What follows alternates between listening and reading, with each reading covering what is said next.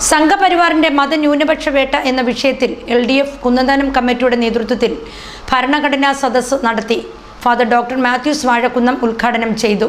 സംഘപരിവാറിന്റെ മതന്യൂനപക്ഷ വേട്ട എന്ന വിഷയത്തിൽ ആണ് LDF കുന്നന്താനം കമ്മിറ്റിയുടെ നേതൃത്വത്തിൽ ഭരണഘടനാ സദസ്സ് നടത്തിയത്.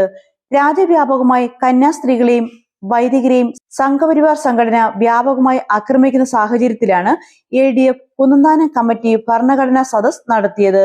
ഇതിന്റെ ഉദ്ഘാടനം ഫാദർ ഡോക്ടർ മാത്യൂസ് വാഴക്കുന്നം നിർവഹിച്ചു. ഒരു സഖാവിന് ഒരിക്കലും ആരെയും വെറുക്കാൻ കഴിയില്ല. കാരണം ഒരു സഖാവ് മനുഷ്യ സ്നേഹിയാണ്. അവന്റെ മതം മനുഷ്യത്വത്തിന്റെ മതമാണ്. എല്ലാവരും ഒരുപോലെ ജീവിക്കണമെന്ന് ആഗ്രഹിക്കുന്ന മനോഭാവത്തോടെ ജീവിക്കുന്നവനെയാണ് സഖാവ് സഹിത്വമുള്ളവനെന്ന് പറയുന്നത്. ഒരുപക്ഷെ അത് എന്തുകൊണ്ടാണ് ഇടതുപക്ഷ പ്രവർത്തകർക്ക് ചാർത്തി കിട്ടിയതെന്ന് ചോദിച്ചാൽ അതിന് മറ്റൊരു വിപുലമായ അർത്ഥമുണ്ട്. കേരളത്തിന്റെ വളർച്ചയിൽ നവോത്ഥാന മൂല്യങ്ങൾ ഇവിടെ ഉറപ്പിച്ച് കേരളത്തിലെ ജനതയെ അവർ അധസ്ഥിതരെന്നോ ഉയർന്ന ജാതിക്കാരോ എന്നുള്ള സവർണത്വത്തിന്റെയും അധസ്ഥിത ബോധത്തിന്റെയും ഒക്കെ ഒരു അനുഭവത്തിൽ നിന്ന് മാറ്റിമറിച്ച് പരിണാമത്തിന്റെ ഒരു കാലഘട്ടത്തെ സമ്മാനിച്ച് എല്ലാവരും മനുഷ്യരാണെന്ന ബോധത്തിലേക്ക് ഉയർത്തുന്നതിന് ഇവിടെ ആരാണ് പ്രവർത്തിച്ചത് എന്ന് ചോദിച്ചാൽ അവിടെ BJPയോ കോൺഗ്രസോ വരില്ല.